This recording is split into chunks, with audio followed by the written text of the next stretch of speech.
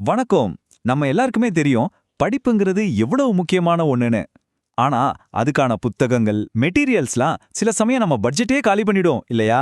இந்த நிலைமைய மாத்துறதுக்காகவே ஒரு இயக்கம் இருக்கு. அத பத்தி தான் இன்னைக்கு நாம ஆழமா பார்க்க போறோம். ஒரு நிமிஷம் கற்பனை பண்ணி பாருங்களேன். உலகத்துல இருக்கிற பெஸ்ட் யுனிவர்சிட்டி மெட்டீரியல்ஸ், ரிசர்ச் பேப்பர்ஸ்னு எல்லாம் உங்க விரல் நுனியில எந்த கட்டணமும் இல்லாம கிடைச்சா எப்படி இருக்கும்? இது வெறும் கனவில்ல. இதுதான் ஓப்பன் எஜுகேஷனோட நோக்கம். சரி, இன்னைக்கு நம்ம பயணத்துல முதல்ல OERனா என்னன்னு புரிஞ்சுக்க போறோம். அப்புறம் அதுக்கு பின்னாடி இருக்கிற கொள்கைகள் என்ன, அதை நாம எப்படி பயன்படுத்தலாம், முக்கியமா நீங்களே எப்படி ஒரு OER உருவாக்குனரா மாறலாம்னு பார்க்க போறோம். வாங்க ஆரம்பிக்கலாம். ஓகே, முதல் விஷயத்துக்கு வருவோம். இந்த திறந்த கல்வி வளம், அதாவது ஓப்பன் எஜுகேஷனல் ரிசோர்சஸ், சுருக்கமா OERனு சொல்றோமே, அப்படின்னா என்னது அது? சிம்பிளா சொல்லணும்னா, OERங்கிறது வெறும் ஃப்ரீ கண்டென்ட் மட்டும் கிடையாது. இது ஒரு சமையல் குறிப்பு மாதிரி. நீங்க அதை அப்படியே பயன்படுத்தலாம், இல்ல உங்க டேஸ்ட்டுக்கு ஏத்த மாதிரி கொஞ்சம் மாத்திக்கலாம், ஏன் அதை உங்க ஃப்ரெண்ட்ஸுக்கும் ஷேர் பண்ணலாம். அந்த சுதந்திரம் தான் OERோட உண்மையான பவரே. இப்போ நீங்க பார்க்கறது வெறும் டெக்ஸ்ட் புக்ஸ் மட்டும் இல்ல. MIT மாதிரி பெரிய பெரிய யூனிவர்சிட்டிஸோட முழு கோர்ஸ்கள், வீடியோஸ், குவிஸ்னு பல வடிவங்கள்ல இந்த அறிவு புதையல் இருக்கு. இதனால தான் ஒரு டீச்சர் தன்னோட கிளாஸுக்கு ஏத்த மாதிரி ஒரு குவிஸை ரொம்ப ஈஸியா ரெடி பண்ண முடியுது. சரி, இந்த OERக்கு இவ்ளோ பவர் எங்கிருந்து வருது? அதுக்கு பின்னாடி சில முக்கியமான கொள்கைகள் இருக்கு. அதுதான் இந்த முழு இயக்கத்தோட அஸ்திவாரமே. வாங்க பார்க்கலாம். இந்த 4 தூண்களையும் பாருங்க. இது வெறும் வார்த்தைகள் கிடையாது. இது எல்லாம் ஒன்னா சேரும்போது தான் எங்கேயோ ஒரு கிராமத்துல இருக்கிற ஒரு மாணவர் உலகத்தரம் வாய்ந்த ஒரு மெட்டீரியலை ஃப்ரீயா டவுன்லோட் பண்றதோட நிக்காம அதை தன்னோட தாய்மொழியில மாத்தி படிக்கவும் முடியுது. அதுதான் இங்க மேஜிக்.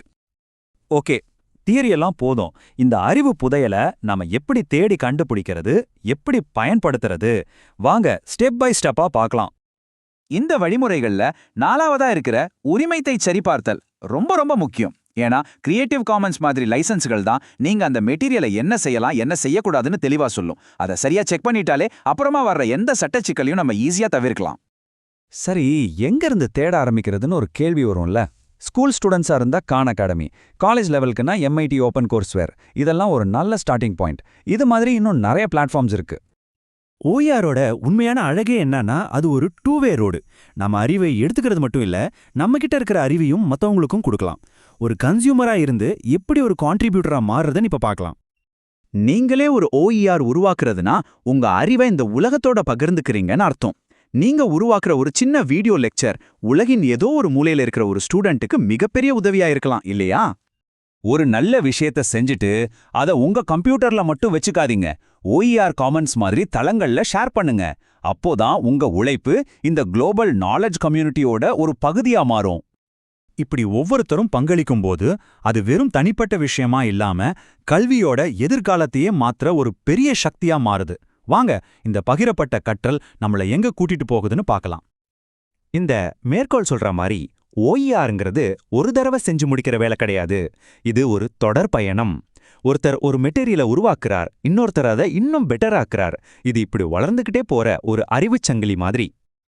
நாம ஒவ்வொருத்தரும் ஒரு சின்ன புள்ளி மாதிரி தான். ஆனா OER மூலியமா நாம எல்லாரும் ஒன்னா சேரும்போது நாடு, மொழி, பொருளாதாரம்னு எந்த தடையும் இல்லாத ஒரு உலகளாவிய கற்றல் வலையமைப்பை நாம உருவாக்குறோம். உங்ககிட்ட ஒரு ஸ்பெஷல் டேலண்ட் இருக்கலாம், இல்ல ஏதோ ஒரு விஷயத்தை பத்தி நல்லா தெரிஞ்சு வச்சிருக்கலாம். அது எவ்வளோ சின்ன விஷயமா இருந்தாலும் சரி, அது ரொம்பவே மதிப்பு வாய்ந்தது. அந்த அறிவை இந்த உலகத்தோட பகிர்ந்துக்க நீங்க தயாரா? இந்த இயக்கம் உங்களுக்காகத்தான் காத்துக்கிட்டு இருக்கு.